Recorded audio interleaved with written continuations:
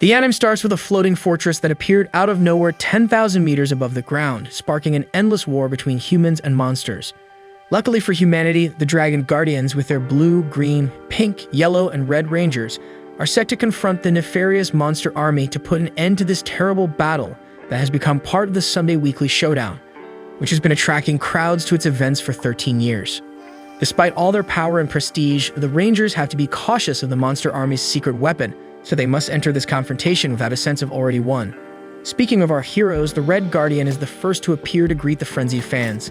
As always, the leader of the Ranger force is friendly to all seeking an autograph or a photo, and it is to this fantastic man that everyone entrusts the future of humanity, while the Monster Army gathers its forces in the gigantic floating fortress.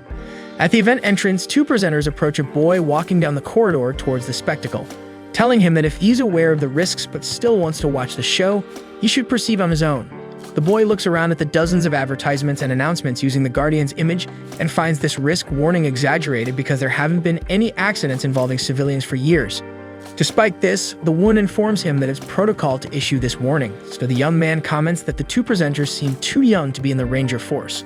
The presenter says that anyone can join them because the Rangers are always looking for fresh blood, while handing him a pamphlet from the organization. The boy looks at the paper with some skepticism, and the girl adds that it's indeed easy to join the team, but being like the Guardians is something completely different. Holding the young man's hand, she says it ultimately depends on him. With the warning given, the young man begins to climb the stairs and crosses the underground passage until he reaches the first district of Amenagawa. The audience is distracted around the stadium until the Monster Army finally materializes inside the arena with its repugnant forces. At the forefront are the fighters known as Shadows, led by the feared Old Tora Tiger. The crowd boos and curses the enemies as they throw dozens of cans of them until the heroes of the day arrive to the audience's delight. Full of confidence, the Red Guardian announces that this land belongs to humans and he will not allow these monsters to do as they please. Then the Dragon Guardians drive the crowd wild with their classic pose as the fight is about to begin. However, they will have to face the terrible Old Tora, a monster born from all the collective grudges of tigers in this world, who promises to punish the inhabitants of this planet as they deserve. To start, he will make all animals have tiger stripes and will turn this world into absolute chaos. As he instills fear in the attending humans, a monster tiger orders his shadows to attack. A fighter approaches a mother with her young daughter, but Suzukiri manages to prevent the worst with her lightsaber and asks Sakurama to take the spectators to a safe place. With his fury, Altoma shows his power and isolates the red and yellow Guardians several meters away.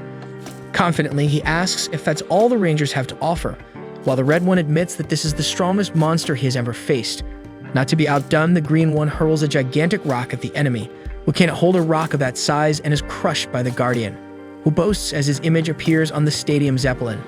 Despite this, Old Tora returns from the ashes laughing, so everyone realizes that perhaps the Guardians need to use the divine artifact to destroy this enemy. Feeling invincible, the monster begins his Tora Tora transformation and turns into a 1990s Mitsubishi mini truck. To face all this power, the Rangers embrace each other and form the middle line, gathering strength to face head on a truck at 69 miles per hour. Despite the brilliant strategy, they are all violently thrown around the arena, and the crowd, which was once filled with hope, begins to fear for the lives of their heroes. A child shouts for the Dragon Guardians not to give up, and the Red One announces that as long as there is someone to protect, they will rise, no matter how many times. With that, the Ranger begins an attacking pose, and the Shadows retreat in fear upon realizing that the divine artifact will be used. One of the fighters advises that they use the classic strategy of returning to the fortress and rebuilding themselves as soon as they fire the dragon detonator, and another is eager for the loser's speech.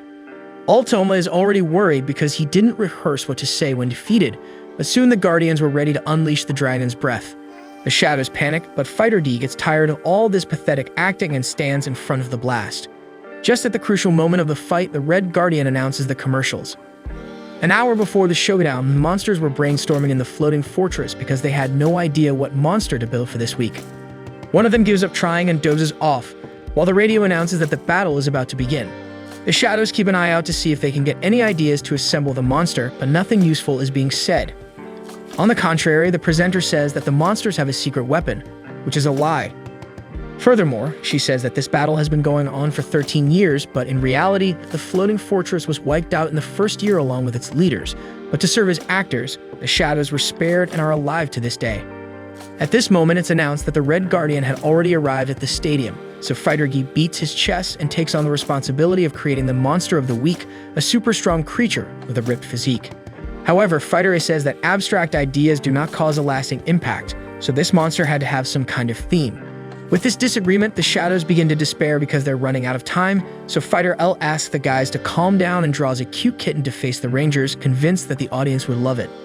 However, Fighter A loses his cool and shouts that the monster has to make the children cry in fear to generate a commotion when it is defeated. The artist thinks about creating a lion until Fighter D finally joins the conversation and advises that a tiger be created because, as he heard, tigers and dragons are culturally understood as rivals, and that would be the perfect symbolism to confront the Dragon Guardians. In response, a colleague promises to pull Fighter D's sheet off at bedtime because he is already covered in reason and hopes that the audience will buy into this idea of mortal rivalry, even if they lose every week.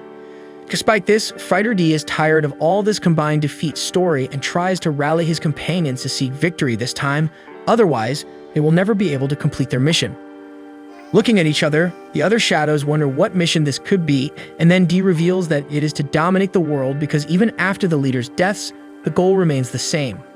However, despite the fiery speech, his crime partners laugh at all this foolish motivation, emphasizing how it could only be his thing, until the Fighter rebels against his colleagues and goes after them. After seeing his colleague beaten up, Fighter F asks D to calm down a bit or he'll end up dying with this madness. However, D is still outraged by all this conformism of the Shadows in the face of so much weekly humiliation, even though F believes they lost the moment their leaders were defeated.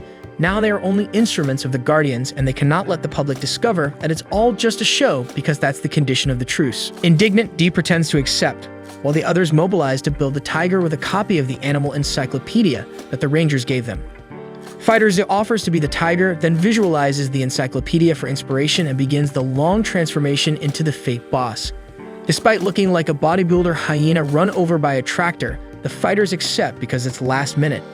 D comments to F that he would do much better than Z, but he's not on duty today. Moreover, he wouldn't offer to be the boss just to be ridiculously defeated in the end. Then, looking at a huge crystal spinning through the air, F recounts that during the last Sunday confrontation, he saw a small surface dweller in front of him, and instead of humiliating the Shadow as anyone would do with an enemy, the kid told F to do his best. Upon hearing that, as nonsensical as it sounded, F didn't feel so bad. That day, he realized he doesn't mind losing because his role is to entertain the audience, even if they don't know it's all staged. With this conformist speech, he gets even more irritated, and all this revolt leads to his attitude standing in front of the Ranger's shot. After the explosion, the announcer enthusiastically announces that the world has been saved by the Dragon Guardians once again. From within the smoke, he asserts that the Shadows are indeed immortal, but they still feel pain, and they are not mere puppets to act as a farce in this Ranger show. It's the same thing every week, so Guy would love to bring a different element to this repeated spectacle.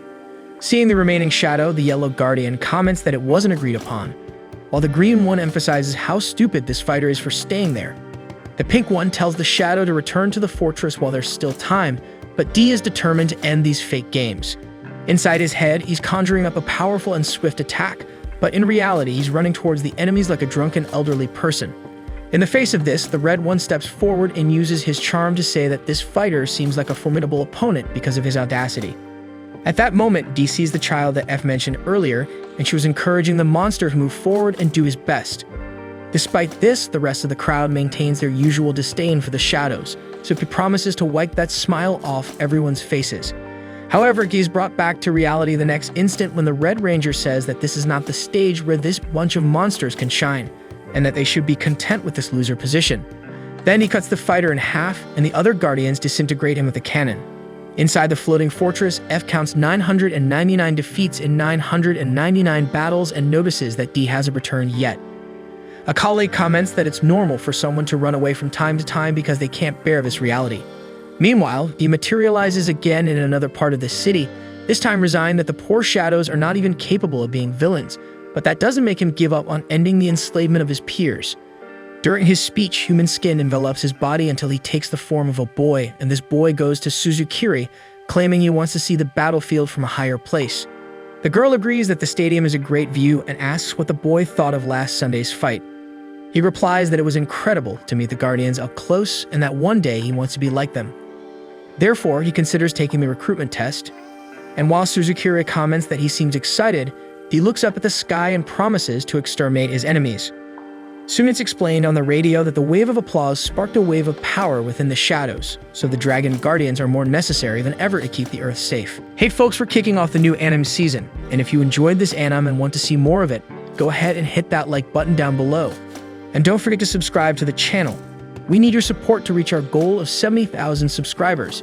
Every subscription counts and helps us grow our community. Catch you next time.